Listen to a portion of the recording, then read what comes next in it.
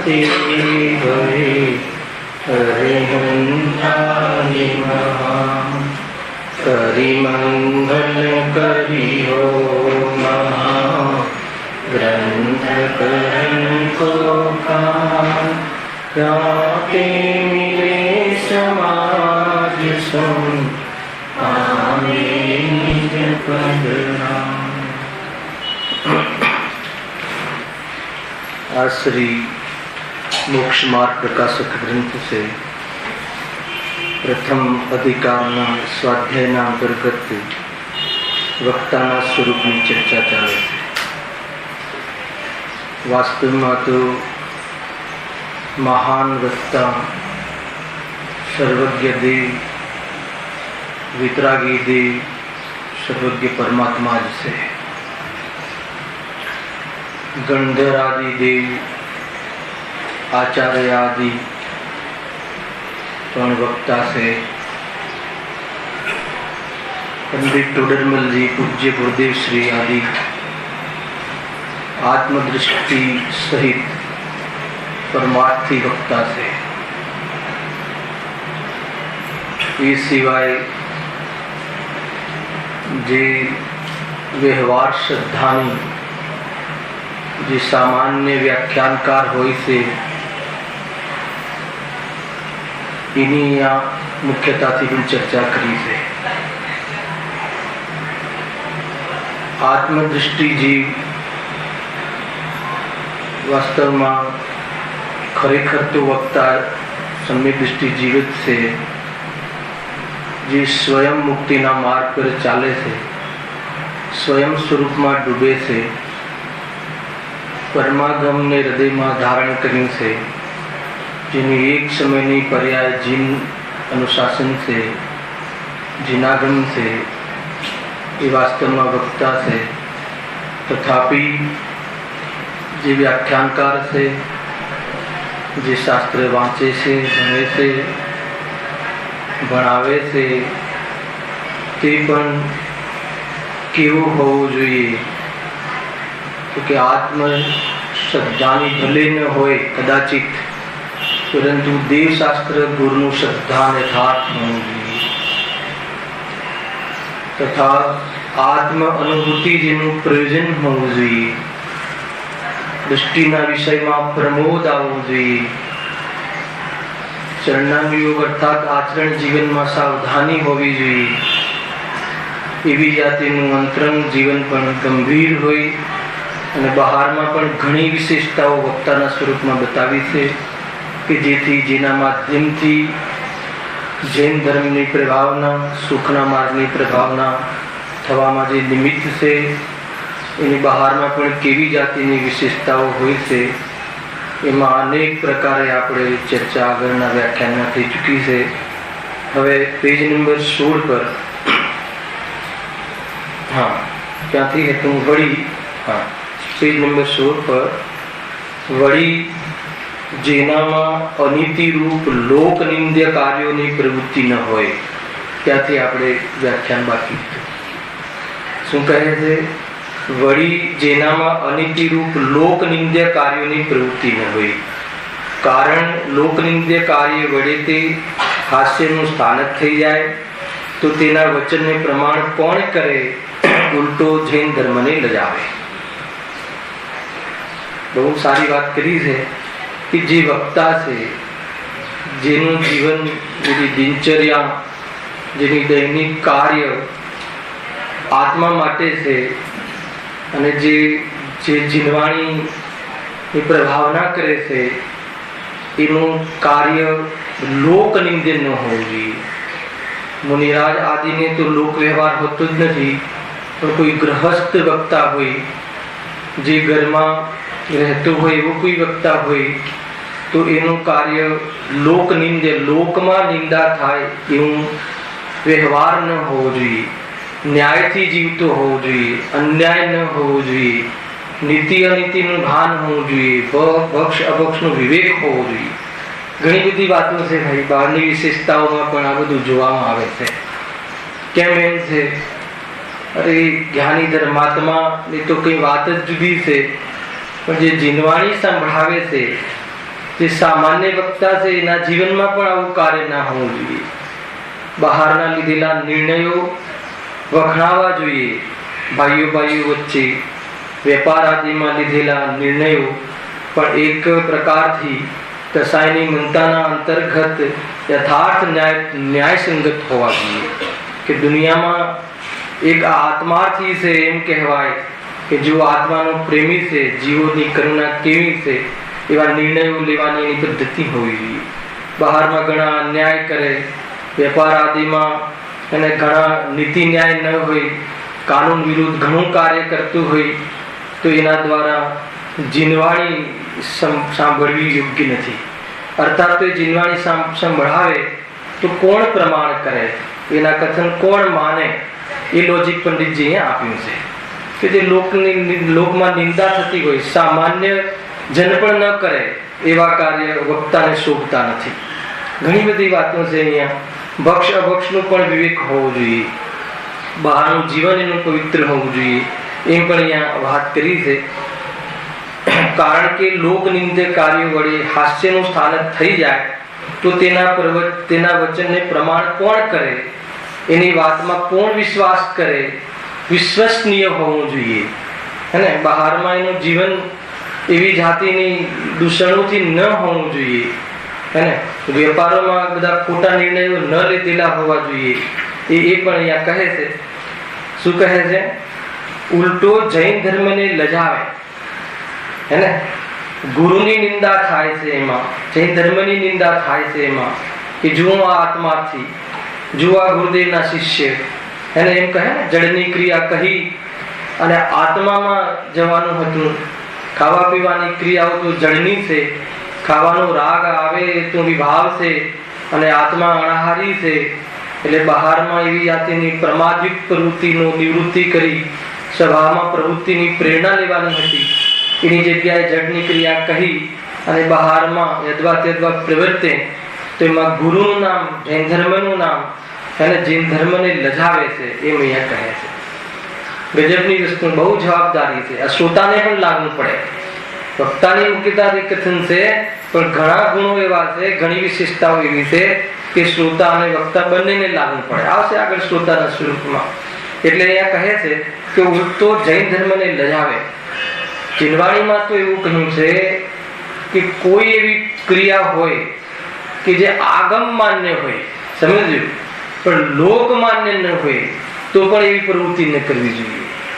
સમજ્યું? બહુ ઊંચી વાત છે.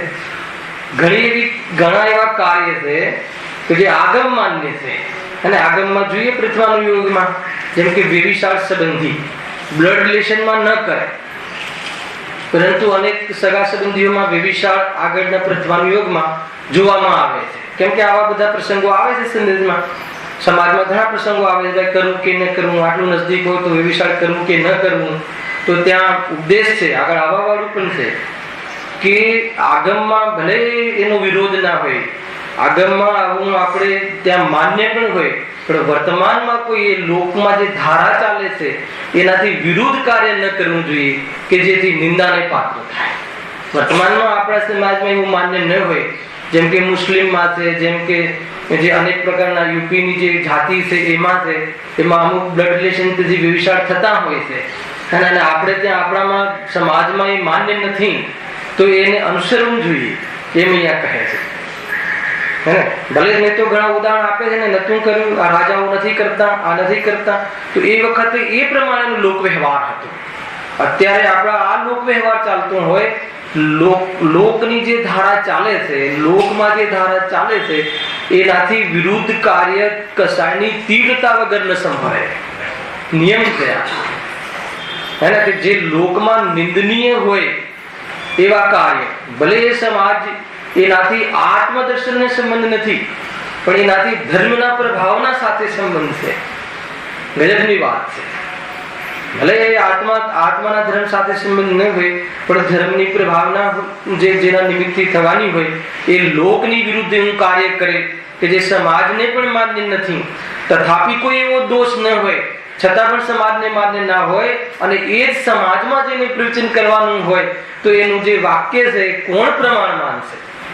ખ્યાલ આવે છે કે નહીં? શું લોજિક છે સમજજો.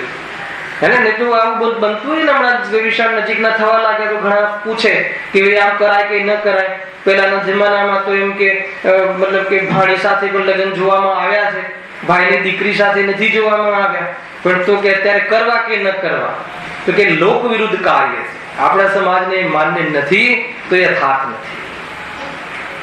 હેને આગમમાં બતાવે કાઢીને જો અહીંયા રાજાએ આમ કર્યું હતું અને આમ કર્યું હતું ને આ રીતે કર્યું હતું, તો કે ઠીક નથી.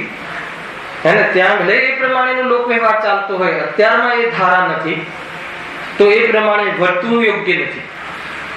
સમજજો, વક્તા એ પ્રમાણે અર્થાત તો જેના દ્વારા આટલી પવિત્ર વાત જે જન સુધી પહોંચાડવાનું જે ક્રિયા થાય છે, એના જીવનમાં આવી કોઈ ક્રિયા જોવા મળે તો સમાજની વચ્ચે જેને આ વાત બતાવવાની છે એને એના પ્રત્યે આંગળીઓ થાય. અને એ મૂળ વાત છે, આમાં પ્રભાવના કરવાની છે ને ભાઈ, એ અહીંયા વાત છે. લોક નિંદ્ય કોઈ પણ કાર્ય હોય, આ તો એ પણ ટોપિક આવ્યો કે આગમ માન્ય હોય પણ લોક માન્ય ન હોય, તમારા સમાજમાં એ વાત ન હોય તો એ પ્રમાણેનું કાર્ય, એના વિરોધમાં કાર્ય ક્યારે પણ ના થવું જોઈએ કે જેથી કરીને એના દ્વારા થતી જીનવાણી લજવાય, એના દ્વારા થતી વાણીમાં એના તરફ આંગળીઓ થાય. અને એ અહીંયા વાત કરે છે. બાકી જે લોક વ્યવહાર તો ભદ્ર સામાન્ય જીવને પણ હોય છે, તો એ તો વક્તાને તો મતલબ કે જે સાત તત્વ સંબંધી જ્ઞાન હોય, સ્વકરનું ભેદ જ્ઞાન જાણતું હોય, આત્માની અનુભૂતિ જેનો ઉદ્દેશ હોય, આત્માનો પ્રેમ હોય, જીવો પર કરુણા હોય, હેને કસાય ટાળવાનો જેનો ધ્યેય હોય, સંપૂર્ણ કસાયનો ભાવ કરીને શુદ્ધાત્મામાં લીન થવું એનો જેનો ઉદ્દેશ હોય, તેને બહારમાં તીવ્ર કસાયના અંતર્ગત થતા અનીતિ જેવા પ્રકરણો, વક્ષ જેવું જીવન બહારમાં હોય નહીં કે જે એક મિસાલ છે, જેને બહારમાં જોતા જ ધર્મ યાદ આવે, દુનિયા શરમાઈ જાય. ખ્યાલ આવે છે કે નહીં? બહુ મોટી વાત છે. અને આપણા જેવો સામાન્ય જીવ પણ કોઈના ઘરે જાય તો ટીવી બંધ થઈ જાય, અને રાત્રિમાં કોઈ ભોજન કરવા બેઠું હોય તો બંધ કરી દે, તો શું બતાવે છે આ? અને એવી જાતિની છાપ હોવી જોઈએ. તો એ છાપ ક્યારે હોય કે જેનું જીવન સ્વયં એવું પવિત્ર હોવું જોઈએ, માત્ર પવિત્ર કરવા પૂરતું નહીં, સ્વયં એનો આત્મા અવલંબન દ્વારા અને આત્માના બલ માટે, આત્માના બલપૂર્વક બહારની એવી પ્રવૃત્તિઓ, તીવ્ર કસાય પ્રવૃત્તિઓ જેના જીવનમાં ના હોવું જોઈએ. અરે જે જીનવાણી સાંભળતો હોય એને આવી તીવ્ર કસાયો ન હોય. આત્માનુભૂતિ તો બહુ મોટો ખેલ છે, આત્માનુભૂતિ તો બહુ મોટી પ્રગતિ છે. આ તો આત્માનુભૂતિ જે અર્થાત તો પરમાત્મા કણું જેની પર્યાયમાં પ્રગટ થવાનું છે એનું પણ કેવું જીવન હોવું જોઈએ, સાથે સાથે એ પણ વાત આમાં આવે છે. વક્તાની તો બહુ મોટી જવાબદારી છે, વક્તાનું તો બહુ મોટું મતલબ કે સમાજ પર ઉપકાર હોય છે, તો એવા જીવનું જીવન કેવું હોવું જોઈએ એની અહીંયા ચર્ચા ચાલે છે. ઘણી વાત આવી હતી કે ભાઈ જે પૂર્વમાં બી લોકનિંદ્ય કાર્ય કર્યું હોય, માની લો કોઈ આવ્યું, લાસ્ટ ટાઈમ વાત થઈ હતી, અને પૂર્વમાં લોકનિંદ્ય કાર્ય કર્યું હોય અને પછી મુનિદશા ગ્રહણ કરે, આત્મદૃષ્ટિ પૂર્વક ભાવલિંગી સંત હોય તો પણ આચાર્ય પદ પણ એની નિમણૂક થતી નથી. કેમ કે એના માધ્યમથી જીન સંઘમાં, જે મુનિ સંઘમાં અનુશાસન અને પ્રભાવના જેવા કાર્ય થવાના છે. અને એનો અર્થ એ થઈ ગયો કે પ્રભાવના માટેની વિશેષતા અલગ છે. આચાર્યના અલગ 36 ગુણ બતાવ્યા છે ને એ રીતે. તો કે ભાઈ એની પ્રભાવનાનું કાર્ય અલગ છે અને આત્માનુભૂતિનું કાર્ય અલગ છે. પૂર્વમાં કોઈ અપરાધ થઈ ગયો હોય તો એ આત્માનુભૂતિનો અધિકારી નથી એમ નથી, પણ આચાર્યપણાનો અધિકારી નથી. જબરદસ્ત વસ્તુ છે. છતાંય આચાર્ય, છતાંય વક્તા જાણે છે કે આ તો ઉપાધિ છે. જ્યાં સુધી આચાર્યપણાની ઉપાધિ રહે છે ત્યાં સુધી શ્રેણીનો પુરુષાર્થ થતો નથી. ખ્યાલ આવે છે કે નહીં? કોઈ જે આચાર્ય પદ ગ્રહણ કરે છે એ મુનિમાં એવી જાતિની વિશેષતા હોય છે કે છઠ્ઠા સાતમામાં હર અંતર્મુહૂર્તમાં આત્માનો સ્વાદ લે. મુનિનું જે જીવન છે એમાં જરા પણ ફેરફાર ન હોય. અને આ એક અલગ વિશેષતા છે કે સંઘનું અનુશાસન પણ ચલાવે. પણ એમાં એમ નથી કે અનુશાસન એવું ચલાવે કે હર અંતર્મુહૂર્તમાં અંદર જવાનું ભૂલી જાય, એવી જાતિનું નથી હોતું. હા, એટલું જરૂર છે, આટલી ઉપાધિ હોય હે ને, આ ઉપાધિ છે, આટલી ઉપાધિ હોય ત્યાં શું થાય છે? ત્યાં શ્રેણીનો પુરુષાર્થ નથી ઉપડતો, એટલે એ ઉપાધિનો પણ ત્યાગ કરે છે, આચાર્ય પદને પણ છોડે છે, અર્થાત તો એ વિકલ્પનો અભાવ થતા શ્રેણીનો પુરુષાર્થ કરીને અરહંત દશા પ્રાપ્ત કરે છે. ગજેબની આ રીત છે ભાઈ. આચાર્ય પણ એ જ જીવને શોભે છે કે એના પૂર્વના જીવનમાં પણ લોકનિંદક કાર્ય ન હોય, તો વર્તમાનમાં કોઈ ગ્રસ્ત વક્તા હોય, એવા લોકનિંદક કાર્યો હોય, તો એનું વાક્ય અર્થાત એનું કથન કોણ પ્રમાણ કરે એની અહીંયા વાત છે. જો એટલે એક બહુ મોટી વાત છે કે જૈન ધર્મ લજાવે, જૈન ધર્મ હે ને, અર્થાત તો ધર્મની બહારમાં હાનિ આપણા કોઈ કાર્યના નિમિત્તથી થાય એવું કોઈ શ્રોતા વક્તાએ ન કરવું જોઈએ. મુખ્ય વાત છે. અને એ તો સ્વાભાવિક છે, જેને આત્મા ગમતો હોય એને આવા બહારમાં કાર્ય જ ના હોય, એ ન શોભે એ રીતે છે. જો વળી તે કુલહીન, અંગહીન અને સ્વરભંગતા વાળું ન હોય, પણ મિષ્ટ વચનથી તથા પ્રભુતા યુક્ત હોય તો જ લોકમાં માન્ય હોય. ગજબની વસ્તુ છે. અને આગળ કેવી જાતિનું શ્રદ્ધાજનિત કેવી યોગ્યતા હોય, અને જ્ઞાન સંબંધી કેવી યોગ્યતા હોય, આચરણ સંબંધી કેવી યોગ્યતા હોય, પરિણામોની કેવી મૃદુતા હોય, એ બધી વાત પણ આવી. અને હવે બાહ્યના વેશ પણ કેવા હોય, વક્તાની વાત છે. કુલહીન ન હોવું જોઈએ. તો કુલહીન હોવો શું દોષ છે? અને પૂર્વના એવા કર્મ કરે ને કોઈ એવા કુલમાં જન્મ્યો, કુલહીન થવું આત્મદૃષ્ટિ અર્થાત તો સમ્યક દર્શનમાં કોઈ કુલહીન બાધક નથી. કોઈનું કુલહીન હોય, સમ્યક દર્શન કરી લે ને, વક્તા બનવાની શું જરૂર છે? મૂળ વાત એ છે અહીંયા, કેમ કે વક્તાની ચર્ચા ચાલે છે ને. તો કોઈ એમ કહે કે કુલહીન હોય એમાં વારો શું દોષ છે? વર્તમાનમાં તો પૂર્વમાં એવા કર્મ કર્યા છે, તો એવા કુલમાં જન્મ્યા છે કે જેનું કુલ હલકું હોય, એવી જાતિના કાર્ય વેપાર આદિ જેના ઘરમાં હોય, અને એવી જાતિનો જીવ હોય, ક્ષુદ્રના ઘરમાં જન્મ્યો હોય, તો સભ્યક દર્શન કરી શકે, આત્મદ્રષ્ટિ કરી શકે છે, મોક્ષ માર્ગમાં પ્રયાણ કરી શકે છે, પરંતુ વક્તા તરીકે બેસે યોગ્ય નથી. કેમ કે એના કુલમાં હે ને એવી જાતિની પ્રવૃત્તિઓ થતી હોય છે, તો એ રીતે જે સભામાં જે એનો પ્રભાવ પડવો જોઈએ, અર્થાત કથનનું જે વજન પડવું જોઈએ, અર્થાત તો એના દ્વારા જે વાત પહોંચવી જોઈએ, એમાં બાધકતા આવે છે. એટલે કુલહીનની પણ અહીંયા નિષેધ કર્યો છે વક્તાના સ્વરૂપમાં. હવે અંગહીનની વાત પણ ગજબ છે. અંગહીન હોય તો શું વાંધો આવે? અને ઘણી બધી યોગ્યતા જોવાય છે. મુનિ દશામાં પણ અંગહીનનો નિષેધ કર્યો છે. કોઈએ મને પ્રશ્ન પણ પહેલા પૂછ્યું હતું કે કોઈ અંગહીન હોય આપણું, તો મુનિ દશા લેવાય કે ન લેવાય? અને એવો પ્રશ્ન અહીંયા પૂછ્યો હતો ને ભાઈ, તો કહે છે કે ભાઈ અંગહીન હોય એ આત્મા અને દેહ બે જુદા છે, એમાં અંગહીન હોય તો એમાં મુનિ દશા કેમ ના લેવાય? અને અહીંયા કહે છે કે અંગહીન હોય તો એમાં વક્તા પણ કેમ ના શોભે? બે વાત આવી ને, બરાબર લોજિક સમજો. કેમ કે અંગહીન હોય એમાં ત્યાં મુનિ દશા કેમ ન લેવાય? તો એની પાછળ એક મૂળ વાત એ છે કે બે ટોપિક છે એમાં, કે જેને અંગહીન હોય એને એ સંબંધી કાર્યમાં કસાય બહુ તીવ્ર થાય. તો એટલી તીવ્ર કસાયના અંતર્ગત મુનિ દશાનો પુરુષાર્થ નથી ઉપડતો. એ એક ઉપાદાનની ઓરથી આ કારણ છે. બરાબર સમજો. માનો કે એક આપણો હાથ ના હોય, એક આંખ ના હોય, અર્થાત એ રીતે ફૂટી જાય આંખ, એવું કઈ હોય, સમજો. મુનિ દશા પહેલાની વાત છે. બધા આપણે એના જે લક્ષણ જોશું. મુનિ દશા પહેલા એવી કોઈ જાતિનું બાહ્યમાં એવી જાતિની કોઈ ખોડ ખાપણ વિશેષ હોય, તો કહે છે કે તે જીવની એના દેહ ભલે સમ્યક દૃષ્ટિ હોય, સમજો, પણ દેહ આશ્રિત એટલી તીવ્ર કસાય સંભવે છે કે જેથી મુનિ દશા યોગ્ય ને પુરુષાર્થ સંભવતું નથી. એક બીજું, વક્તાપણામાં એવું હોય તો શું થાય? તો કહે છે કે બીજાની મદદ લેવી પડે, અર્થાત અન્ય જીવોનું એના પર ધ્યાન વિશેષ જાય, હે ને, એને અહીંયા મતલબ બેસતા કેટલો સહારો લેવો પડે. તો એવી જાતિની પ્રવૃત્તિ વક્તાપણામાં ઉચિત નથી, એ વક્તાપણામાં લાગુ પડે છે, હે ને. એટલે એનો કોઈ ધર્મ રોકાઈ જાય એમ વાત નથી હોતું. ધર્મ તો કરી શકે છે, પણ ધર્મની પ્રભાવનામાં આ વિશેષતા વાળા જીવોને એના હાથે પ્રભાવના યોગ્ય નથી. કેમ કે એમાં ઘણા દૂષણો લાગે છે, એ એટલી એને સ્વચ્છતા અધિકરણ રહેતું નથી, એવી જાતિની જે બહારનું આચરણ પણ યોગ્ય રહેતું નથી.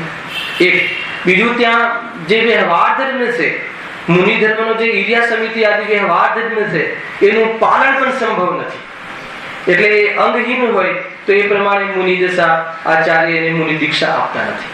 કોઈને એવો પ્રશ્ન થાય કે કોઈ મુનિ દીક્ષા લઈ લીધી, તમે જો પછી કોઈને એવું થાય તો શું કરવું? ખ્યાલ આવે કે નહીં? કોઈ એવી જાતિની કોઈ વિશે એ ટાઈપની કોઈ અવસર આવી જાય તો એક તો એને મુનિ દશા યોગ્ય પરિણામ રહેતા નથી, અને 6ઠા 7મા ગુણસ્થાન યોગ્ય પરિણતિ રહેતી નથી, એટલે નીચેના ગુણસ્થાનમાં આવી જ જાય છે. નિયમ છે. કદાચિત કોઈ જીવને વિશેષ વિતરાગતા રહે તો એને એ વખતે કાલ અર્થાત તો એનું એ પ્રમાણેનું એ લાગે કે ભાઈ જીવન પણ વિશેષ રહે એવું લાગતું નથી, તો એ સમાધિ મરણ લઈ લે. પરંતુ એને યોગ્ય કોઈ ચિહ્ન ના હોય, એને યોગ્ય કોઈ પરિણામ ના હોય તો મુનિ દશા સહિત અર્થાત તો એવા પરિણામ સહિત મુનિ દશામાં રહેવું યોગ્ય નથી. તમે સમજો, આ બધું ઓટોમેટિક છે. આના માટે કંઈ કરવું પડે એવું નથી. કોઈ જીવને વિશેષ જાતિની એવી સ્થિતિ આવી ગઈ તો મુનિ દશા યોગ્ય પરિણામ ન રહે, નીચેના ગુણસ્થાનમાં આવી જાય, હે ને? પંચમ ગુણસ્થાન વર્તી દ્રવ્યલિંગી, ચતુર્થ ગુણસ્થાન વર્તી દ્રવ્યલિંગી, તો એ પ્રમાણેનું જીવન સંભવે છે. છતાં કોઈ જીવને આયુષ્ય પણ ઓછું થઈ ગયું હોય એમ લાગે, વિશેષ સ્થિરતા ન રહેતી હોય અને એ પ્રમાણેનું પરિણામ લાગે તો નિયમથી એ સમાધિ લઈ લે. પરંતુ એવા પરિણામ સહિત મુનિ દશા, જે મુનિ જીવનમાં એવા પરિણામનો નિષેધ છે અને એવી સ્થિતિનો નિષેધ છે, એ એવા પરિણામ અને સ્થિતિ સહિત કોઈ મુનિ જીવન જીવે અને મુનિ માને ને મનવાવે તો કહે છે કે મિથ્યાત્વ છે. દરેક વસ્તુ છે એનો જે વિષય આવશે ત્યારે વિશેષ લેશું. અહીંયા તો આ બે પોઈન્ટ આવે કે કુલહીન અને અંગહીન, અને તે આ તો ઉત્કૃષ્ટ વક્તાથી લઈ અને દરેક વક્તાની વાત છે કે કોઈ એવા કુલમાંથી આવતો હોય તો એ પ્રમાણેની ત્યાં નિષેધ કર્યો છે. અંગહીન હોય તો પણ એ પ્રમાણે વક્તા પણ એને એ પદ ગ્રહણ કરવું ન જોઈએ. અને સ્વર ભંગતા વાળો ન હોય, એટલે જેનું સ્વર પણ સ્પષ્ટ હોવું જોઈએ, જેનું કથન આપણને સ્પષ્ટ ખ્યાલમાં આવતા હોવા જોઈએ, એવી જાતિનું જેની વાણી હોય. અને એવી વાણી વાળો જીવન એ ધર્મ તો કરી શકે છે, પણ ધર્મ સમજાવવાના કાર્યમાં એને એ પ્રમાણે યોગ્યતા ન હોવાના કારણે વક્તા પણ એને ગ્રહણ કરવું ન જોઈએ. એ રીતે છે. હા, પણ મિષ્ટ વચનથી તથા પ્રભુતાયુક્ત હોય, વચન પણ મિષ્ટ, હે ને? મિષ્ટ મીઠા વચન હોવા જોઈએ, મધુર વચન હોવા જોઈએ, મર્મવાળા વચન હોવા જોઈએ. એ તો આગળ પણ આવી ગયું છે. તથા પ્રભુતા યુક્ત હોય, ગજબની વાત છે. પણ જેની પ્રભુતા પણ મતલબ કે જે પ્રભાવિત શ્રોત વક્તા હોવું જોઈએ, જેની છાપ એવી હોવી જોઈએ કે કદાચિત કોઈ નિમિત્તની મુખ્યતાથી કથન કરે, સમજો, અને કોઈ એમ કહે કે ભાઈ નિમિત્તની મુખ્યતાથી કથન કરતા હતા તો એ નિમિત્ત કરતા છે એવું કહી જ ન શકે એવી જાતિની છાપ હોવી જોઈએ. એટલે કે આ એમને કદાચ કોઈ પુણ્યની મુખ્યતાથી કથન કરવામાં આવે તો સામેવાળા શ્રોતામાં છાપ હોવી જોઈએ કે આ પુણ્યની રુચિ કરાવવાની વાત આમાં નથી કરતા. તો એવી જાતિની એની છાપ જ હોય કે નહીં, એમના મોઢેથી આ વાત આવે જ નહીં. એને પુણ્યમાં ધર્મ છે એવી વાત ગુરુદેવના મુખમાંથી આવે જ નહીં, કેમ કે વસ્તુ સ્વરૂપની વિરુદ્ધ વાત છે. તો એવી છાપ હોય, ભલે પૂરું પ્રવચન વ્યવહારને મુખ્યતાથી કરે તો પણ એકવાર શ્રોતાને એમ ન લાગે કે આ વ્યવહારને ઉપાદેય કહે છે, એવી જાતિની વક્તાની છાપ હોય.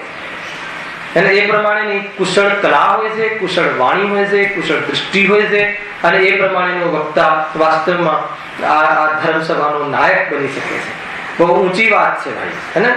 ત્યાં કહેતા ને એમના પિતરાય ભાઈ હતા ગુરુદેવને, ગજેન્દ્ર સર કહેતા ને કે એવી ઢોર થઈશ, અને પણ એનો કોઈ દિવસ એનું રિએક્શન ના આવે. કેમ કે એવી છાપ છે કે નહીં, કહ્યું છે તો બરાબર વાત હશે, બરાબર જ છે. અને એ કેમ કે ભગત છે, એ પોતે જ કહેતા કે હું તો મને બધા ભગત માને છે, એટલે ભલે મારાથી મોટા ઉંમરના હોય પણ ભાઈ ભગત છે, એ કહે છે બરાબર કહે છે, અમારી છાપ જ એવી છે. કહેતા કે નહીં કહેતા? ઘણા પ્રવચનમાં આપણે તો સાંભળ્યું છે. તો એ રીતે બોલે એની છાપ જ એવી હોય કે ભાઈ એ જે કહે છે એવી પ્રભુતા હોય, એ વિશ્વસનીય વક્તા હોય, એ જે વાત કહે છે એ ગંભીરતાથી સભાજનો લેતા હોય છે, એવી પ્રભુતા વાળો ત્યાં વક્તા હોવો જોઈએ. અને સામાન્ય પણ આપણે જોઈએ પણ છે, હે, તમારે કોઈ મતલબ જાહેરાત કરવી હોય કોઈ વિશેષ, તો ભાઈ વિદ્વાનને તમે કહો છો ને કે આ જાહેરાત તમે કરો, તમારા મોઢેથી શોભે. કેમ કે એ જે જીનવાણી કહે છે જે વિતરાગ કથન કહે છે એને કોઈ પ્રયોજન નથી, બહારમાં કોઈ પોતાના માટે તો કોઈ પ્રયોજન નથી. આગળ ઘણા લક્ષણ આવી ગયા ને, આજીવિકાનું જેને પ્રયોજન નથી, આજીવિકા આદિ કોઈ જેનો પ્રયોજન નથી, ધર્મના નામે કોઈ આજીવિકા આદિનો કોઈ એને કોઈ વિચાર નથી, તો એના મુખેથી આ વાત કહેવડાવવાનો સમાજ આગ્રહ પણ કરે છે. કેમ કે એવી પ્રભુતા છે, એવી એની પાસે એવી છાપ છે, એટલા માટે અહીંયા એ કહેવામાં આવે છે. જો બહુ આ બાહ્ય બધા એમના સિમ્પટમ્સ આવ્યા. આગળ જે વાત આવી એકદમ અંતરંગ વાતો આવી, એ પ્રમાણે અહીંયા વાત ચાલે છે. જો હા, પ્રભુતાયુક્ત હોય તે જ લોકમાં માન્ય હોય, અને તે જ લોકમાં માન્ય હોય એમ કહે છે. જો એવો ન હોય તો વક્તાપણાની મહત્તા શોભે નહીં. જો આ રીતની બાહ્ય સ્થિતિ અર્થાત આ રીતના બહારમાં જે પેકિંગ પણ એનું સારું ના હોય, બહારના આવા ગુણ પણ સારા ના હોય, બે વાતો આવી ને. એક તો અંદરનો માલ સારો હોવો જોઈએ, અને એને આ સ્વયંને ભોગ કરવા ઉપરાંત એમને વિકલ્પ આવ્યો છે વક્તાને, હેને, જે મુરાદ છે, જે ગુરુદેવ છે, જે પંડિતજી છે, પંડિત ટોડરમલજી છે, જે અન્ય વક્તાઓ છે, એને શું ભાવ આવ્યો છે કે જે કુમાર્ગે ચાલવા વાળા જીવો છે, જે જીવ બહારમાં બહુ દુઃખી છે, એ આ માર્ગે લાગે એવો જેમને વિકલ્પ આવ્યો છે, એવો વિકલ્પ એને જેને કહેવાનો ભાવ આવ્યો છે, તો આ વાત એને પહોંચાડવાની છે. તો એના બહારની જે મૃદુતા, બહારમાં જે ક્ષમાશીલ આદિ, બહારના જે શીલ સંબંધી, બહારના જે કસાયની મનતા સંબંધી અને એવા ઉગ્ર સ્વભાવ ન હોય એવી જાતિના પરિણામ એ પણ એની યોગ્યતામાં અહીંયા વક્તાની યોગ્યતામાં લીધા છે. કેમ કે આ આદાન પ્રદાન છે ને, આ વાણી આગળ વધારવાની છે ને, જન જન સુધી પહોંચાડવાની છે. તો એવા જીવ દ્વારા આવા કાર્ય, પ્રભાવનાના કાર્ય સંભવે છે, અન્ય સંભવતા નથી. ભલે ગમે એટલું જ્ઞાની હોય, અંદરમાં શાસ્ત્રનો જ્ઞાતા હોય, પરંતુ આ બધા ગુણ પણ ન હોય તો પ્રભાવનાનું કાર્ય થતું નથી. અને ઘણું જાણતો હોય, બરાબર જાણતો હોય શાસ્ત્ર, પણ બહારમાં આવી જાતિની યોગ્યતા ન હોય તો કહે છે કે પ્રભાવના સંભવતી નથી. જો આગળ એ પ્રમાણે ઉપરના ગુણો તો વક્તામાં અવશ્ય જોઈએ. શ્રી આત્માનું શાસનમાં પણ કહ્યું છે કે હવે જેટલી ચર્ચા અત્યાર સુધી થઈ ગઈ એ તો પોતાનું મૌલિક ચિંતન હતું જ, પણ એના સમર્થનમાં એમને એક આત્માનું શાસન ગુણભદ્રાચાર્ય, અને જબરજસ્ત ગ્રંથ છે, ચાલ્યો છે અહીંયા કે નહીં? બહુ સરસ ગ્રંથ છે. નીતિ અને ન્યાય અને જે વિજ્ઞાનના વિષયો છે, બહુ સરસ ગ્રંથ છે. આચાર્ય ગુણવંત દેવ દ્વારા એ રચિત છે, અને એમનું પણ અહીંયા સમર્થન મળે. જે પંડિતજી અહીંયા વક્તાની વિશેષતાઓ કહી છે, જે વક્તાના જે ગુણ કહ્યા છે, અંતરંગ બહિરંગ, એ જે પરિણતિ કહી છે, એનું વર્ણન આમાં વિશેષ રીતે સમર્થન રૂપે અહીંયા મૂક્યું છે. જુઓ, प्राज्ञः प्राप्त समस्त शास्त्र हृदय प्रव्यक्त लोक स्थिति प्रास्तासह प्रतिभा प्रसमवान् प्रागेव द्रष्टोतर प्रायः प्रश्नसः प्रभु परमनोहारि परानिन्दया ब्रूया धर्म कथां घणी गुण निधि प्रस्पष्टमिष्टाक्षर. બહુ સરસ છે આ શ્લોક. આત્માનું શાસનમાં જેટલા અહીંયા આગળ જેટલા ચર્ચા થઈ ગઈ એટલા અહીંયા ગુણ કહ્યા છે. જુઓ શું કહે છે અર્થ. જે બુદ્ધિમાન હોય, એક અર્થ જોજો. શું હોય? જે બુદ્ધિમાન હોય. એમાં આગળ શું આવ્યું કે જેનો વિદ્યાભ્યાસ ઘણો હોય, અને જેને વિદ્યાભ્યાસ તો ઘણો હોય પણ જીનવાણીનો પ્રયોગ કરતા આવડતું હોય, જેનામાં બુદ્ધિ હોય કે આનો પ્રયોગ કરતા આવડતું હોય, જેને અભ્યાસમાં હોય એવો વક્તા હોવો જોઈએ. સ્વયંના અભ્યાસમાં હોવો જોઈએ અને અન્યના અભ્યાસમાં નિમિત્ત બને એવી જાતિની બુદ્ધિ હોવી જોઈએ. મૂળ વાત એ છે, વિદ્યાભ્યાસ તો ઘણો હોય પણ પ્રયોગ કઈ રીતે કરવો અને એ ખ્યાલમાં ન હોય, એવી જાતિની વિચક્ષણ બુદ્ધિ ના હોય તો કહે છે કે એ યથાર્થ વ્યક્તા નથી. જો જે બુદ્ધિમાન હોય, સમસ્ત શાસ્ત્રોના રહસ્યને પામ્યો હોય. શું છે સમસ્ત શાસ્ત્રોનું રહસ્ય? ગજબની વસ્તુ છે આ. સમસ્ત શાસ્ત્રના રહસ્યને જે જાણતું હોય, બે પદાર્થો વચ્ચે આધાર આધેય સંબંધ ના હોય એ રહસ્ય જાણતું હોય. દેહ અને આત્મા વચ્ચે કયો સંબંધ છે? આધાર આદેશ સંબંધ નથી, કર્તા કર્મ સંબંધ નથી, હે ને, ગુરુ શિષ્ય સંબંધ નથી. વિશ્વમાં કોઈ બે પદાર્થો વચ્ચે કોઈ પણ જાતનો સંબંધ નથી. રહસ્યને જાણતો હોય. આ મૂળ રહસ્ય છે. કયો સંબંધ છે? શરીર અને આત્માને આધાર આદેશ સંબંધ છે કે નહીં? થવની અને શાસ્ત્રને કયો સંબંધ છે? આધાર આદેશ સંબંધ છે કે નહીં? તો આ રહસ્ય છે. આપણને એમ લાગે કે ભાઈ થવનીના આધારે શાસ્ત્ર કહે છે, તો કે નહીં, એમ છે નહીં. એવા રહસ્યને જાણતો હોય, એવા રહસ્યને બતાવી શકતો હોય. ગજબની વસ્તુ છે આ. જો ચારે અનુયોગના રહસ્યને જાણતો હોય. મૂળ વાત એ છે. કર્મની વાત આવે તો પણ કહે કે આત્મા કર્મથી બંધાતો નથી, એવું રહસ્યને જાણતો હોય. આત્મા આવા ભાવ કરે તો આવા કર્મ બંધાય છે, એમ કથન આવે તો પણ કહે છે કે કર્મથી આત્મા બંધાતો નથી, એવું રહસ્ય ખ્યાલ હોય છે ને. ઓલી તમારે જીનવાણીમાં ઓલી પૂજામાં પરમ રહસ્ય કઈ દીકરી છે? પરમ રહસ્ય પ્રભુ આત્મ જ્ઞાન નિદાન જો છે ને. પરમ રહસ્ય શું છે? કે કોઈ બી પદાર્થ વચ્ચે આધાર આદેશ સંબંધ નથી, કર્તા કર્મ સંબંધ નથી, નિમિત્ત નૈમિત્તિક સંબંધ પણ નથી. નિમિત્ત નૈમિત્તિક સંબંધ તો અજ્ઞાનીની મુખ્યતાથી કહે. જેને નૈમિત્તિક ભાવનું સ્વામિત્વ નથી એને નિમિત્ત નૈમિત્તિક સંબંધ પણ નથી. ગજબની વસ્તુ છે. સ્વરૂપ સમજવા જેવું છે કે ભાઈ કયો સંબંધ છે પર પદાર્થ અને આત્માને? તો કે રહસ્ય કાઢ્યું કે ભલે શરીરમાં આત્મા સંયોગમાં હોય પણ શરીર અને આત્મા બંને જુદા છે. શરીરનું લક્ષ્ય આત્મા કરે પરંતુ શરીરથી રાગ થતો નથી, એવું રહસ્યને જાણતું હોય. પર પદાર્થો આત્મામાં ઝલકે પણ પર પદાર્થોને આત્માને સુખી દુખી કરવાની લાયકાત નથી, અને એનું રહસ્ય જાણતો હોય. આ રહસ્ય મુખ્ય છે ભાઈ. એ રહસ્ય ન જાણતો હોય કર્ણાનુયોગના માધ્યમથી ચરણાનુયોગમાં પણ આટલો રાગ બાકી છે અને આટલી વિતરાગતા છે, પણ રાગ તે ધર્મ નથી, વિતરાગતા ધર્મ છે, એ રહસ્યને જાણતો હોય. ચરણાનુયોગમાં કહે કે આ રીતના મહાવ્રત, આ રીતના અણુવ્રત, આ રીતના જ્ઞાનીને જોવા મળે છે, પરંતુ રહસ્ય શું છે? કે ધર્મ અને ધર્મનું કારણ નથી, એ રહસ્યને જાણતો હોય. આ બરાબર જાણવા જેવું છે ભાઈ કે એ ચારે અનુયોગનું રહસ્ય જાણતો હોય, પૂરા જીના ગમનું રહસ્ય જાણતો હોય કે જેટલા બી પદાર્થો છે એ પદાર્થોનું જ્ઞાન આત્મામાં તો થાય છે. આત્મામાં રહીને સાંભળજો, આત્મામાં રહીને સર્વનું જ્ઞાન થાય એવો ધર્મ તો આત્મામાં છે, અને છતાં પણ બધા પદાર્થો આત્મામાં આવી જાય એવો ધર્મ આત્મામાં નથી. જ્ઞાનને બહારમાં જઈને જાણવું પડે એવો જ્ઞાનનો સ્વભાવ નથી. પદાર્થોને જાણે તો બધા પદાર્થો આત્મામાં આવી જાય એવો જ્ઞાનનો સ્વભાવ નથી. જ્ઞાનની એટલી સ્વચ્છતા છે કે જે પદાર્થો ઝલકે છે એ અદ્વૈત લાગે, એકપણે ભાસે, અને એટલી સ્વચ્છતા અને એટલી સ્પષ્ટતા છે એવો જ્ઞાનનો સ્વભાવ છે, છતાં જેઓ જ્ઞાનમાં આવતા નથી. એ રહસ્યને જાણતો હોય.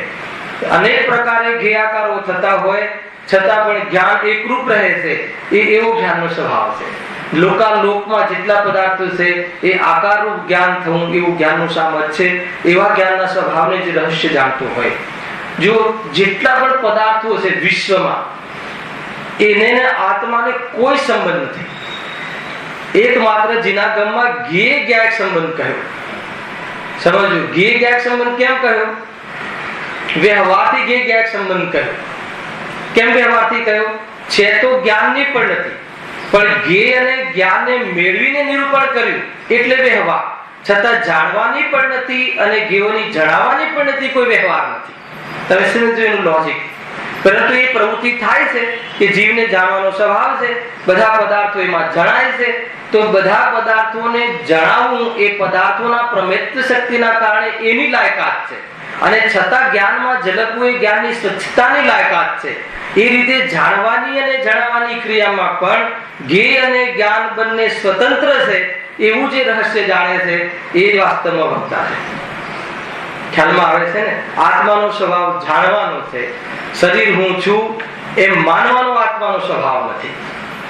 આત્માનો સ્વભાવ જાણવાનો છે કે શરીર હું છું એમ માનવાનો. શરીર હું છું, પૈસાથી સુખ મળે એવો માનવાનો આત્માનો સ્વભાવ નથી. આત્માનો સ્વભાવ તો ધન આદિ, દેહ આદિ જે પર છે એ પરને જાણવાનું આત્મામાં થાય છે, પણ પર મારું છે એવું માનવાનો આત્માનો સ્વભાવ નથી. પરનું જાણવાનું આત્મામાં થાય છે, પણ પરથી જાણવાનું થાય છે એવો આત્માનો સ્વભાવ નથી. પરને જાણે પરંતુ પર આત્મામાં પેસી જાય એવો આત્માનો સ્વભાવ નથી. પરથી ત્રણેય કાળે આત્મા ખાલી છે એવો આત્માનો સ્વભાવ છે. અને પરના અને સ્વના સંપૂર્ણ જ્ઞાન પુંજથી ભરેલું છે એવો આત્માનો સ્વભાવ છે. આ બધું જ્ઞાન સ્વભાવનું રહસ્ય છે. જે આ રહસ્યને જાણતો હોય એ સ્વભાવનો નિષેધ કરે નહીં અને પરના લક્ષથી નિવૃત્ત થઈ જાય એવો આત્માનો સ્વભાવ છે. શરીર હું છું એવું માનવાનો આત્માનો સ્વભાવ નથી. તો હું શરીર છું એવું આત્મા માને છે કે નથી માનતો? તો કે એવું માને છે એ અપરાધ છે, એ આત્માનો સ્વભાવ નથી. એ વખતે આત્માનું શું થાય છે? આત્મામાં દેવનું શું થાય છે? આત્મામાં જ્ઞાન થાય છે. અને એ થાય છે જ્ઞાન એ વખતે આત્મામાં પ્રવેશ કરતો નથી અને દેહનો આત્મામાં પ્રવેશ કરતો નથી. એમ જ્ઞાન સ્વભાવની જો આરાધના કરે તો દેહ હું છું એવી માન્યતા તૂટી જાય છે. એવો આત્માને એવો સ્વભાવ પ્રગટ કરવાનો આત્માનો સ્વભાવ છે. એવું જીનાગમનું જે રહસ્ય જાણતો હોય અને એ જ વાસ્તવમાં આ વક્તા છે. ગજબની વસ્તુ, કોઈને કોઈ જોડે સંબંધ ન મેળવે અને એ જ વાસ્તવમાં જીનાગમનું રહસ્ય જાણતો હોય એ જ વક્તા છે. રાગાદી થાય છે, હેને, દુખાદી થાય છે. જ્ઞાનીની પર્યાયમાં પણ દુખાદી થાય છે. સમજ્યો? જો જ્ઞાનીની પર્યાયમાં છદ્મશ્રેષ્ઠતામાં દુખાદી ન માને તો દ્રવ્ય પણ પર્યાયને માનતો નથી. અને જો જ્ઞાનીની પર્યાયમાં દુઃખ હોવા છતાં એને સ્વભાવ માને તો પણ કે જીનાગમનું રહસ્યને જાણતો નથી. એવા ઘણા જે રહસ્ય છે, રહસ્યથી ભરેલું જીનાગમ સાર છે. એ સારને જે જાણતો નથી એ વક્તાની પ્રરૂપણામાં ક્યાંય ને ક્યાંય નિમિત્તાધીન દ્રષ્ટિ કે ક્યાંય ને ક્યાંય રાગમાં ઉપાદેય બુદ્ધિ કાં તો પુણ્યની રુચિ કરાવવાની વાત આવી શકે છે. એટલે આનું જે રહસ્ય છે, જો પાપ પ્રવૃત્તિ સ્વયંના જીવનમાં તીવ્ર પાપ પણ નથી તો હોતી નથી. પુણ્યની રુચિ હોતી નથી. પુણ્યરૂપ જીવન હોય છે પણ પુણ્યની રુચિ હોતી નથી, તીવ્ર પાપ હોતા નથી અને શુદ્ધાત્માના પ્રાપ્ત કરવાનો પુરુષાર્થ હોય છે. એવો જીવ વક્તા હોઈ શકે. જો એનું બેલેન્સ ના હોય તો ક્યાંય ને ક્યાંય એ સારા શ્રોતાઓને અન્ય પ્રકારે એ લગાવી દે કામે. એ પ્રમાણેનું જીવન, એ પ્રમાણેની પ્રવૃત્તિ સંભવે છે. જે જીનાગમનું જે સાર છે, જીનાગમનું જે વાસ્તવમાં મહત્વ છે, એ મહત્વ અર્થાત તો એનો જે ઉદ્દેશ છે, ચારે અનુયોગનો જે વિતરાગતા ઉદ્દેશ છે, કસાય મટાડવી અને લોકમાં જે કાર્ય છે અર્થાત પુણ્યના કાર્ય ઘટાડવા અને કસાય મટાડવી, એ રીતનું જીવન હોય છે. આમ વક્તાનું જીવન પુણ્ય ઘટાડવા એટલે શું કે પુણ્યની રુચિ મટાડવી, પુણ્યથી નિવૃત્તિ થવી અને પાપમાં તો રહેવું જ નહીં એવી જાતિનું જેનો ઉદ્દેશ છે, એવી જાતિનું જેને ધાણ છે, એવી જાતિનું જેને વાસ્તવમાં પ્રતિજ્ઞા કરી છે કે આ રીતનું મારે જીવન જીવવું છે, એને એના જ ખેતી જીવવાની શોભે છે. ઘણી વાર આમાં બહુ મોટો વિષય છે કે ભાઈ કયું રહસ્ય છે જીનાગમનું, હે ને? પ્રથમાનુયોગમાં શું રહસ્ય છે કે પાપ પુણ્યનું ફલ બતાવ્યું છે. વાસ્તવમાં એને આત્માના ધર્મ સાથે કોઈ સંબંધ નથી. પાપ પુણ્યના ફલમાં પણ કોઈ જીવ પોતાને હીન અધિક ન માનતા અને પોતાના સ્વરૂપમાં સમાઈ ગયા એ પ્રથમાનુયોગમાંથી વિતરાગતા કાઢીને બતાવે. એ એનું રહસ્ય છે. કોઈ જગ્યાએ પણ દ્રવ્યાનુયોગમાં પણ દરેક સ્ટેજ બતાવે. અને ક્યારેક તો એમ કહે કે સમ્યક દર્શન થયું પછી જીવ બંધાતો જ નથી. અને કહે છે કે સંચલન કસાય જેટલો પણ બંધ થાય છે તો શું રહસ્ય છે આ બધું? તો એનું રહસ્યને જાણતો હોય કેવી દ્રષ્ટિથી તો કૃત્ય છે. જ્ઞાની ધર્માત્મા આવીને આજે વસ્તુપણે પણ કૃત્ય છે, દ્રષ્ટિપણે પણ કૃત્ય છે, પણ પરિણામમાં હજુ કૃત્ય થયું નથી. એટલું બંધન છે. એટલું બંધન હોવાના છતાં પણ કર્મના કારણે બંધન નથી. સ્વયં એવી એના ઉપાદાનથી બંધાય છે. એ ક્ષણિક પરિણતિમાં બંધનનો ભાવ છે પણ બંધન સ્વભાવમાં નથી. એ રીતે બંધનને જાણતો આત્માનો અનુભવ કરે છે, એવા રહસ્યને જાણતો હોય હે ને. જ્ઞાનમાં બંધ અને મોક્ષ જણાય છે, સ્વરૂપમાં બંધન પણ નથી ને મોક્ષ પણ નથી. પરિણતિમાં જેટલું બંધન છે ને જેટલી મુક્તિ છે એનું જ્ઞાન કરે છે. કેમ કે આત્માને તો જાણવાનો સ્વભાવ છે. એ રીતે એના રહસ્યને જાણતો હોય. ઘણા બધા કુલ મળીને જીવ જે નિમિત્તાધીન દ્રષ્ટિથી જીવો જે દુઃખી છે એની દ્રષ્ટિ તોડાવવામાં જે નિમિત્ત બને છે, અને એ જીવ કેવો હોવો જોઈએ તો કે સર્વ જીનાગમના સારને જાણતો હોવો જોઈએ. એવા જે શુદ્ધાત્મા, એવા જે સ્વભાવને હંમેશા પ્રતિપાદન કરે, સ્વભાવને ઊંચ બતાવે અને પરિણામોમાં સાવધાની રાખવાનું બતાવે, અને નિમિત્તો તરફની કેવી જાતિની એની દ્રષ્ટિ હોવી જોઈએ, અર્થાત નિમિત્તાધીન દ્રષ્ટિ ન હોવી જોઈએ, છતાં નિમિત્ત પ્રત્યે દેવશાસ્ત્ર ગુરુ પ્રત્યે જે પૂજન આદિનો ભાવ આવ્યા વગર બસતો નથી, રહેવાતું નથી, બધું જ બેલેન્સ જે જાણતો હોય અને એ જ સાચો વક્તા છે. ગજબની વાત છે. જો કેવું કહે છે અહીંયા કે સમસ્ત શાસ્ત્રોના રહસ્યને પામ્યો હોય. આ બધું શાસ્ત્રનું રહસ્ય છે. જે આ રહસ્ય ન જાણતો હોય તો એ કહે છે કે એ ગેરમાર્ગે દોરી શકે છે. એટલા માટે વક્તાના દરેક કન્સેપ્ટ અર્થાત તો એના શાસ્ત્રના કન્સેપ્ટ એના ક્લિયર હોવા જોઈએ, એના રહસ્યને સ્વયં પામ્યો હોય, એને પોતાને આ રહસ્ય અંદરના રહસ્યનો ખ્યાલ આવતો હોવો જોઈએ. એકેન્દ્રિય જીવ કહે અને ત્યાં એક ઇન્દ્રિય અને આત્મા બંને વચ્ચે અત્યંત ભાવ છે, એ રહસ્યનો ખ્યાલ હોવો જોઈએ. એને ભૂમિકા અનુસાર રાગ થાય, પણ રાગ એ આત્માનો સ્વભાવ નથી, એ રહસ્યનો ખ્યાલ હોવો જોઈએ. પરિણતિમાં રાગ આવે ખરો, પણ એ રાગ કઈ રાખવા લાયક નથી, એવા રહસ્યનો ખ્યાલ આવવો જોઈએ. આ રીતે સ્વભાવ જે છે એ સ્વભાવની આરાધક જીવ હોવો જોઈએ. વાસ્તવમાં સ્વભાવની આરાધના બહુ મુખ્ય છે. અને હવે પર્વ પણ આવી રહ્યા છે. કાલથી પ્રથમ દિવસ છે એને મુનિ ધર્મ, અને કાલે મહાન પર્વની જે શરૂઆત થઈ રહી છે એમાં પણ આ જ ધર્મના આરાધનાની વાત છે. જેના પાસે જેટલું સામર્થ્ય છે એને એટલું એને પોતાના આત્માની આરાધના કરવી જોઈએ. જે અર્યંત પરમાત્મા આદિ છે સાધ્ય દશા દ્વારા શુદ્ધાત્માની આરાધના કરે છે. મુનિરાજ વિશેષ પ્રચુર આનંદ દ્વારા પોતાના શુદ્ધાત્માની શુદ્ધોપયોગ દ્વારા આરાધના કરે છે. અને શ્રાવક જીવો પણ અનેક પ્રકારની કસાયો તોડવાનો અભ્યાસ કરી અને જે ચોકડી પ્રમાણ જેટલી વિતરાગતા છે એનાથી આત્માની આરાધનાનો અભ્યાસ કરે છે. જે સમ્યક સન્મુખ જીવો છે એ વિશેષ દેહ અને આત્મા વચ્ચે વિભાગ પ્રમાણે વિશેષ પ્રમાણે આરાધના કરવા યોગ્ય વિચાર કરી અને આસક્તિ તોડવાનો અભ્યાસ કરે છે. અને કાલથી તો બધા મૂળ વાત બધા જે પણ કાલે તો મંગળ શૃંગારના દિવસો ચાલુ થાય છે. કયા શૃંગારના? મંગળ શૃંગાર છે. વિતરાગતા એ આત્માનો મંગળ સંહાર છે. ખ્યાલ આવે છે ને? આત્મા વિતરાગતાથી સૂંઘે છે. કર્ણના કુંડલથી કે હાથના ગળાના હારથી, એને કે નવી સાડીઓથી આત્મા શોભતો નથી. મંગળ સંઘાથી કાલે જે પણ આપણે હવે પર્વ કાલથી મનાવવાના છે એમાં એટલો અભ્યાસ કરવો. જો વ્રતાદિ જે છે આત્મદ્રષ્ટિ વગરના વ્રત તો બાળ વ્રત છે. બરાબર સાંભળે છે અને પૂરું સાંભળે છે. આત્મદ્રષ્ટિ વગરના વ્રત તો બાળ વ્રત છે.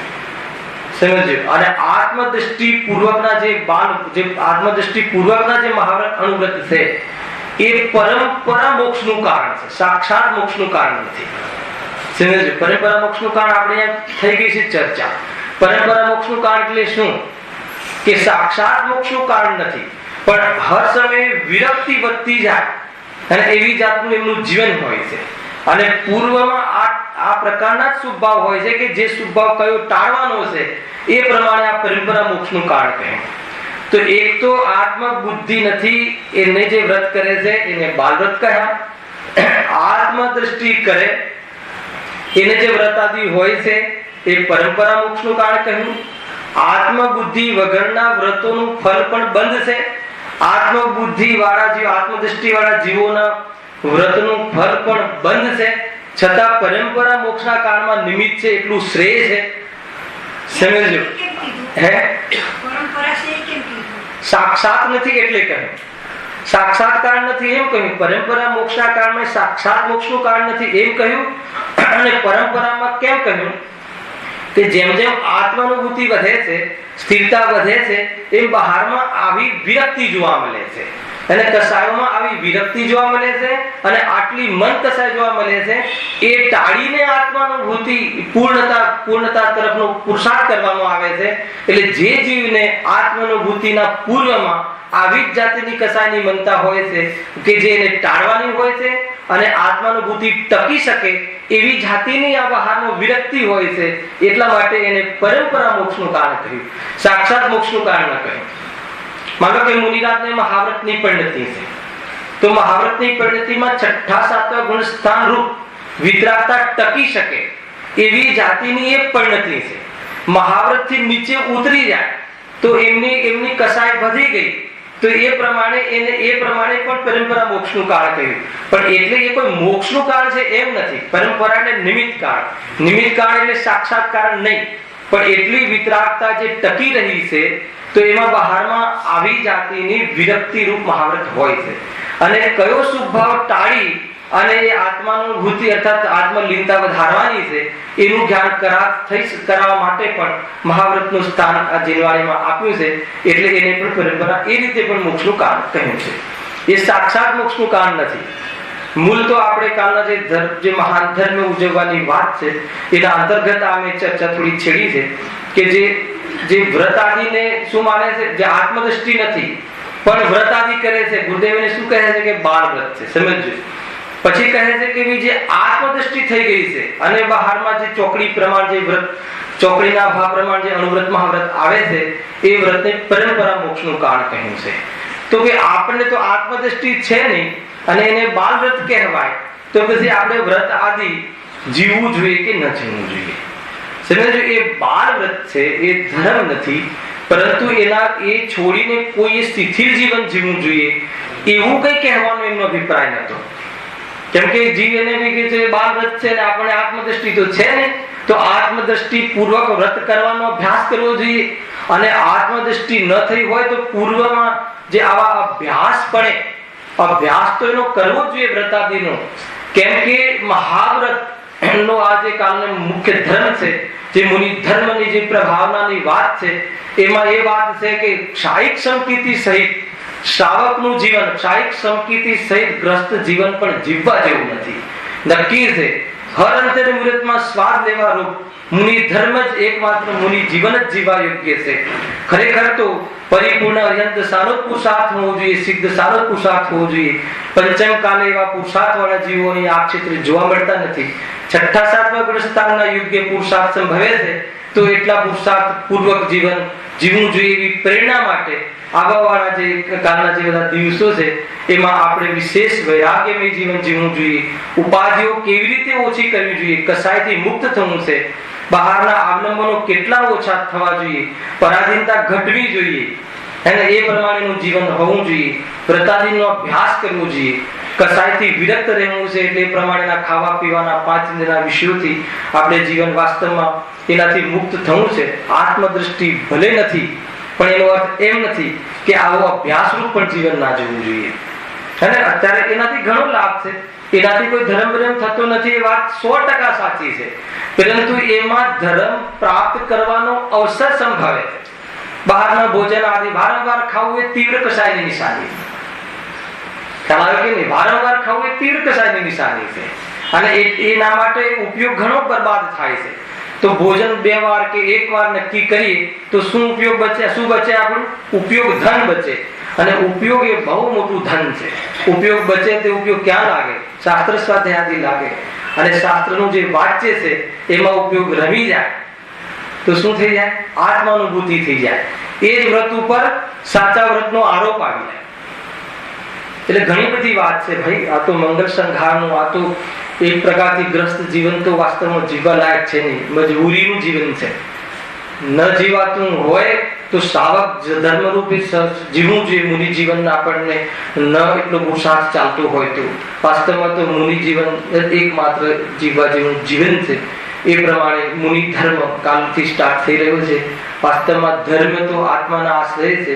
એક એક દિવસમાં એક એક ધર્મ કઈ હોતો નથી. ધર્મ તો બધા એક સાથે પ્રગટ થાય છે. ઓર વિશેષ આત્માની સ્થિરતા કરી અને વિશેષ ધર્મ પ્રગટ કરે છે મુનિરાજ. એમની યાદ આવવી જોઈએ વાસ્તવમાં કેટલું નિરપેક્ષ જીવન જીવે છે, કેટલું સ્વાધીન જીવન જીવે છે. આપણી વચ્ચે રહીને પણ અણુ માત્રની પોતાના સુખ માટે ગરજ નથી. અને એવું જે જીવન જીવી શકાય છે એની પ્રણાલિકા રૂપે અર્થાત તો એવું આપણી પ્રતીતિમાં કોઈ પણ પદાર્થ વગર ચાલી શકે નહીં એવી પ્રતીતિ તૂટી જાય હે ને, એવી જાતિના પુરુષાર્થ માટે એક આ મુનિ ધર્મને સમજવું જરૂરી છે. જીવન પણ મંગળ સંઘારથી જીવન જીવવું જોઈએ. વસ્ત્ર તો વાસ્તવમાં રાગના પ્રતીક છે એને, એટલે વિશેષ વસ્ત્ર પર્યુષણમાં પરિધાન કરી અને કોઈના આકર્ષણનું કારણ બને એવી જાતિનું કોઈ પર્વ મનાવવાનો કોઈ અર્થ નથી. વિશેષ જાતિની વિરક્તિ રહે. બહારમાં પણ એવી જાતિની પ્રવૃત્તિ ન હોવી જોઈએ કે જે વિતરાગ ધર્મથી વિરોધી જાતિની હોય. આ બધું આમાં પણ એ જ રીતે કઈ રીતે શ્રોતાએ જીવવું જોઈએ અને કઈ રીતે વક્તાએ રહેવું જોઈએ એને, કેમ કે આ પર્વમાં વિશેષ તૈયારીઓ ઘરમાં ઘણી વાર થતી જોવામાં આવે છે એને. બ્યુટી પાર્લરમાં પહેલાથી તૈયાર થવા જાય, અરે કહે કે તારી ઓરિજિનલ જે બ્યુટી છે એને એ તારા ચહેરા પર દેખાવી જોઈએ. રાગ તીવ્ર કસાયો ન દેખાતા ચહેરો નિર્દોષ દેખાય છે. મુનિરાજ કેવા દેખાય છે? યથાજાત રૂપ હેને, નવજાત શિશુ જેવા એને, બહિરંગમાં નવજાત શિશુ જેવા અંગ વિકાર રહિત અને અંદરમાં રાગ આદિ વિકાર રહિત. કેટલો ફેસ મતલબ એમની જે કાંતિમાન એમનો ચહેરો એટલો સુંદર દેખાય છે. રાગ સહિતના ચહેરા કેવા દેખાય અને રાગ રહિતના ચહેરા કેવા દેખાય. અને એ પ્રમાણેનું વાસ્તવમાં કાલે મંગલ દિવસો આવી રહ્યા છે અને એ પ્રમાણે ઉજવવા જોઈએ. પર્વ તો આનંદ લાવે છે, પર્વ શોક નથી લાવતું. અને એ આનંદ એટલે અતિન્દ્રિય આનંદ, વિતરાગ આનંદ, જેટલી વસ્તુઓની આધીનતા ઘટે અને એમાં મૂળ તો કસાય ઘટે અને કસાય ઘટવા પાછળ સ્વભાવના અવલંબનના પુરુષાર્થ વધે, સ્વભાવની સન્મુખતાના વિચારો વધે અને સ્વભાવ સન્મુખતાનો પુરુષાર્થ ઉપડે અને એવી પ્રતીતિ થઈ જાય. સમજી લેજો, એવો પુરુષાર્થ કરવા જેવો છે. મૂળ તો એટલી જ વાત અહીંયા પ્રેરણા રૂપે કહેવી છે. અને જે વક્તાના સ્વરૂપની ચર્ચામાં ઘણી વાતો હજુ આમાં આવવા વાળી છે. એ આપણે આગળના જે પ્રવચનો પર્વ પછીના જે શનિ રવિ હશે એની વિશેષ ચર્ચા આપણે પછી એની કરીશું. સહજાનંદી શુદ્ધ સ્વરૂપી અવિનાશી આત્મ સ્વરૂપ. સહજાનંદી શુદ્ધ સ્વરૂપી અવિનાશી આત્મ સ્વરૂપ. સહજાનંદી શુદ્ધ સ્વરૂપી અવિનાશી આત્મ સ્વરૂપ. વિરાજમાન દેવાદિદેવ સિકંદર ભગવાન